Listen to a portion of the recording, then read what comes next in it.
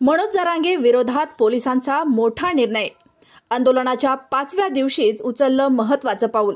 मनोज जरांगे पाटील यांच्या नेतृत्वाखाली मराठा आरक्षण आंदोलनामुळे मुंबईत तणावाचे वातावरण आहे। आझाद मैदानावर उपोषण सुरू असून पोलिसांनी नियमांच्या उल्लंघनाबाबत नोटीस बजावली आहे। हायकोर्टानं आंदोलनाबाबत सूचना दिल्या आहेत आणि उपसमितीची बैठकही होणार आहे। आरक्षणाच्या मागणीसाठी आंदोलन सुरू असून त्याचा जनजीवनावर परिणाम झाला आहे। सरकारला नाशकी सवय लागलेली। देवेंद्र फडणवीस उल्लंघन केलं नाही केलं तरी म्हणायचं त्याने उल्लंघन केलं। इथं 5000 लोक आहेत, तुम्ही म्हणले इथं बसू नका, बिचारे इकडे तिकडे रस्त्यावर फक्त थांबतेत। मग आता कुठं थांबते?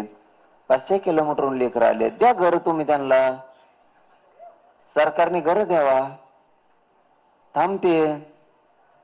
मैदानात द्या, मैदानावर थांबले। तुम्ही ज्या जागेवर सांगितलं त्या जागेवर 4-5 हजार लोक आहेत, कोणचं उल्लंघन केलं? रात्री तुम्ही सांगितलं गाडी रस्त्यात ठेवू नका, नेल्या। CST BMC रिकामी करा, केली। कोणत्या नियमाचं उल्लंघन केलं? असं नाही पाहिजे। अन्यायकारक देवेंद्र फडणवीसने आमच्या सोबत वागू नये। न्याय देवता आमच्याशी अन्यायकारक वागत नाही, वागणार पण नाही। पण हे देवेंद्र फडणवीस उलट सुलट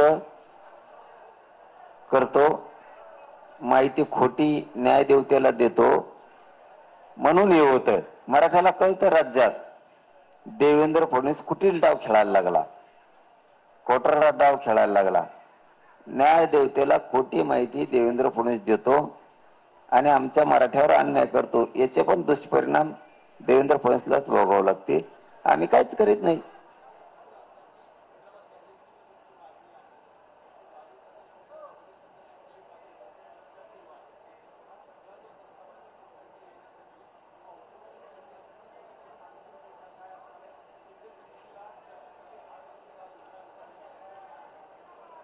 काय शिंदे समिती? आमची सरकार सोबत पहिल्या दिवसापासूनच तयारी आहे चर्चेची, आम्ही केव्हा नाही म्हणलो। पण हैदराबाद नाही, हैदराबादचं पाहिजेच गॅजेटेड, पण सातारा संस्थान सुद्धा पाहिजे। कारण त्या दिवशी ते असं म्हणले मला, इथं शिंदे समिती, औंध संस्थान आणि बॉम्बे गव्हर्नमेंटचं गॅजेटियरच्या थोड्या कायदेशीर काही त्रुटी आहेत, थोडं आम्हाला ते वाचायचं आणखीन अभ्यासाचं राहिलं। म्हणलं ठीक आहे, पटलं ते। हैदराबाद गॅजेटियर आणि सातारा संस्थानचं गॅजेटियर मला पाहिजे, त्याचा तुमचा अभ्यास झालाय? ते म्हणले हो। मग काय,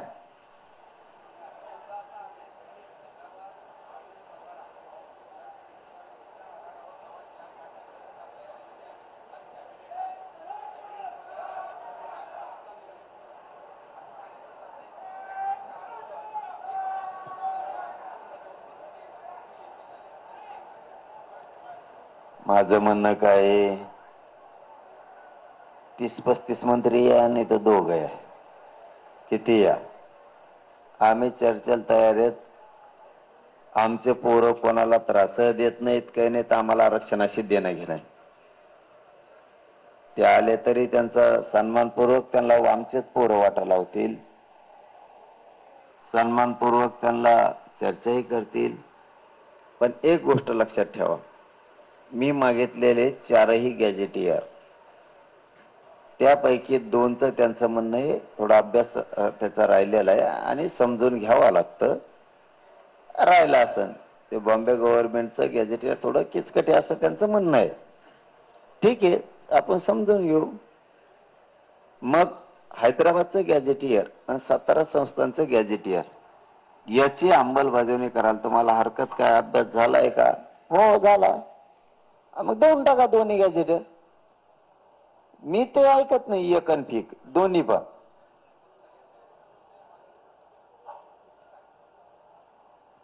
त्या विषयावर त्या दिवशी चर्चा करायला ते माघारी येतो म्हणले, आले नाही। होईल चर्चा। हे बघा, माझ्या समाजाला एक गोष्ट पक्की माहिती, मी कुठलाच मुद्दा मागं राहू देत नाही. पण मी जे घेतो ते चंद्र सूर्य असेपर्यंत माझ्या जातीला ठिकाण असं घेतो, दम्मानी घेतो.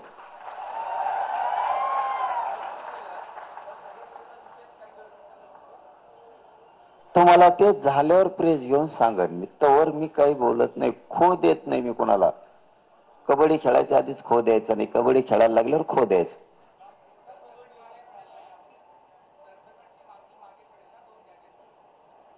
तुम्हाला ते जर 2 घेतले ना, त्याच्यानंतर प्रेस घे आणि मग आपण 2-3 जण हिशोब करू.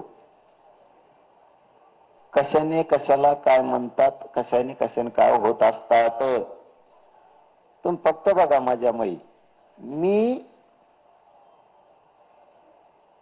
जी पूर्वजांनी दिलेली शिकवण आहे, घास घास तोंडात घालावा. एकदाच जर वजळभर घातलं तर काही तोंडाच्या खाली पडत आणि काही नरड्यात गुतत, आणि मग ते पचत नाही तर हाताने तेवढंच बाहेर पडत. त्याच्यामुळं मी माझ्या समाजाला योग्य देतो की जे आयुष्यात कधीच उडणार नाही, पिढ्याना पार त्यांना पुरण असं देतो, बलत दम्मानी देतो. एवढं आहे. म्हणून मी बरोबर करतो. फक्त पोराओ तुम्ही शांत राहा. मला आणि माझ्या समाजाला डाग लागन, खाली मान घालावं लागन असं वागू नका. माझी तुम्हाला मनापासून विनंती आहे, शांत राहा.